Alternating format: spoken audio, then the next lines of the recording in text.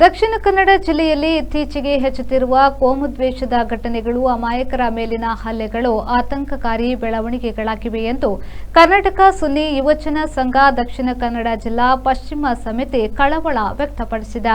ಜಿಲ್ಲೆಯ ಶಾಂತಿ ಸುವ್ಯವಸ್ಥೆ ಕಾಪಾಡುವ ನಿಟ್ಟಿನಲ್ಲಿ ಕ್ರಮ ಕೈಗೊಳ್ಳಲು ಆಗ್ರಹಿಸಿ ಜಿಲ್ಲೆಯ ಸುಮಾರು 25,000ಕ್ಕೂ ಹೆಚ್ಚಿನ ಕಾರ್ಯಕರ್ತರು ಪೋಸ್ಟ್ ಕಾರ್ಡ್ ಚಳವಳಿಯಲ್ಲಿ ಭಾಗಿಯಾಗಲಿದ್ದಾರೆ.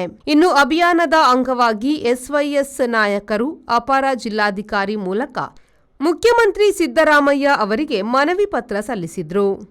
ಎಸ್ವೈಎಸ್ ದಕ್ಷಿಣ ಕನ್ನಡ ವೆಸ್ಟ್ ಜಿಲ್ಲಾಧ್ಯಕ್ಷ ಮೆಹಬೂಬ್ ಸಕಾಫಿ, ಉಪಾಧ್ಯಕ್ಷರಾದ ಮೊಹಮ್ಮದ್ ತೌಸಿಫ್ ಸೈಯದಿ, ನವಾಜ್ ಸಕಾಫಿ ಅಡ್ಯಾರ್ ಪದವು, ಪ್ರಧಾನ ಕಾರ್ಯದರ್ಶಿ ಇಸ್ಮಾಯಿಲ್ ಮಾಸ್ಟರ್ ಮರಿಕ್ಕಳ, ಸದಸ್ಯರಾದ ಉಮರ್ ಮದನಿ ಬೋಳಿಯಾರ್, ಹಕೀಂ ಪೂಮಣ್ಣು ಉಪಸ್ಥಿತರಿದ್ದರು.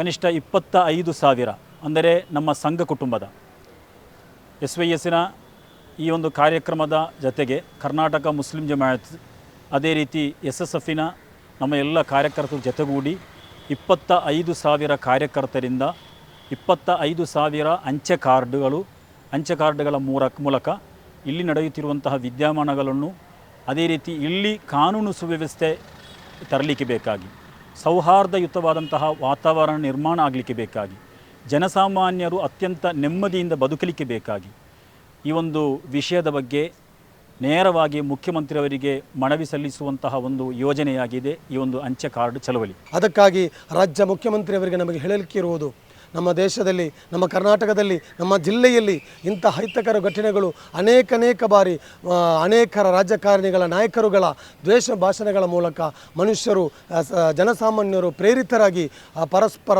ಎತ್ತುಕಟ್ಟುವ ರೀತಿಯಲ್ಲಿ ಮುಸಲ್ಮಾನರು, ಹಿಂದೂ, ಕ್ರಿಸ್ತನ್ ಎಂಬ ಹೆಸರಿನಲ್ಲಿ ಅಹಿತಕರ ಘಟನೆಗಳು ಸಾಧ್ಯವಾಗುತ್ತಾ ಇದೆ.